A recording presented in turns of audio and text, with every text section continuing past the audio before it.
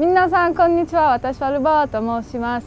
私はポーランド日本情報工科大学の学生です。どうぞよろしくお願いいたします。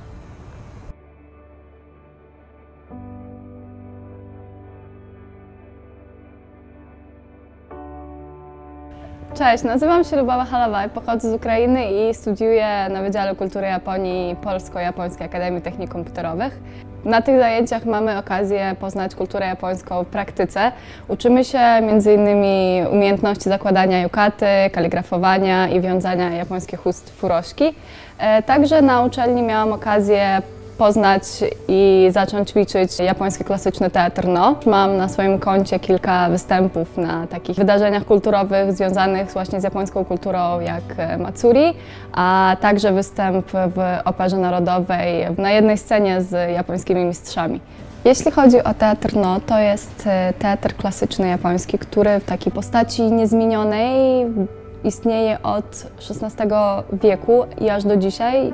Jest bardzo ciekawy dlatego, że ruchy tam są bardzo skąpe, delikatne, powściągliwe i jeśli na przykład aktor chce coś pokazać, to nie pokazuje tego wprost, tylko delikatnie może unieść rękę i wskazać wachlarzem, który będzie trzymał w tej ręce, że coś tam jest.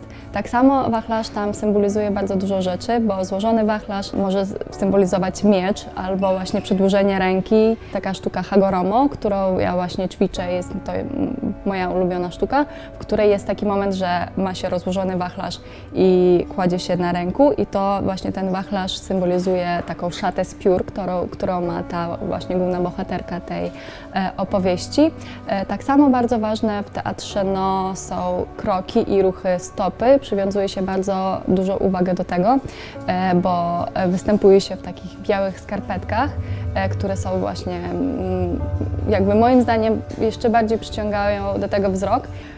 Jeśli też chodzi o moje zainteresowanie teatrem No, to niedługo będę miała okazję ćwiczyć ten teatr bezpośrednio w Japonii, bo dostałam się na studia magisterskie na Uniwersytecie Waseda na kierunku International Culture and Communication Studies, więc będę miała okazję uczestniczyć w takim klubie No na terenie tego uniwersytetu. Na tą uczelnię właśnie się dostałam z okazji tego, że otrzymałam stypendium od Fundacji Japońskiej w trakcie studiów właśnie na Polsko-Japońskiej Akademii Technik Komputerowych.